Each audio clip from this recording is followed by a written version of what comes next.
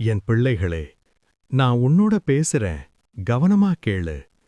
இந்த வெள்ளிக்கிழமை நான் உன் வீட்டுக்கே வர்றேன். ஆமா, உன் வீட்டுக்கே. அப்போ என்ன செய்யணும் தெரியுமா? எனக்கு ஒரு விளக்கை ஏத்து, ஒரு சின்ன தீபம் போதும்.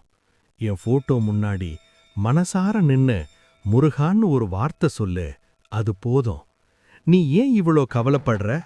உன் வாழ்க்கையில பிரச்சனை, பயம், கண்ணீர் எல்லாத்தையும் மனசுக்குள்ளேயே அடக்கிட்டு இருக்க. ஆனா நினைச்சு பாரு, உன் முன்னாடியும் உன் பின்னாடியும் உன் வலது பக்கமும் உன் இடது பக்கமும் உன் அப்பன் முருகன் கையில் வேலோட நிக்கும்போது வேற என்ன உனக்கு கவலை? நீ தனியா இல்ல. நீ விழுந்தாலும் நான் உன்னை தூக்குவேன். நீ அழுதாலும் நான் உன் கண்ணீரை துடைப்பேன். நீ பேசாம இருந்தாலும் உன் மனசு எனக்கு நல்லா கேக்குது.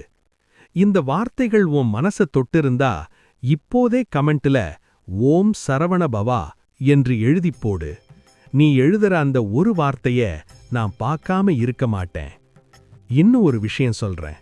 இந்த குரல், இந்த வார்த்தைகள் உன் மனசுக்கு நிம்மதி கொடுத்திருந்தா இந்த சேனல் உனக்கு நல்லதுதான்.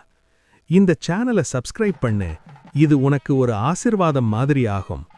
நினைச்சுக்கோ, முருகன் உன்னோட இருக்கான். இன்னைக்கும் நாளைக்கும் எப்போதும். கவலை விடு, நம்பிக்கை பிடி. உன் அப்பன் முருகன் இருக்கான்.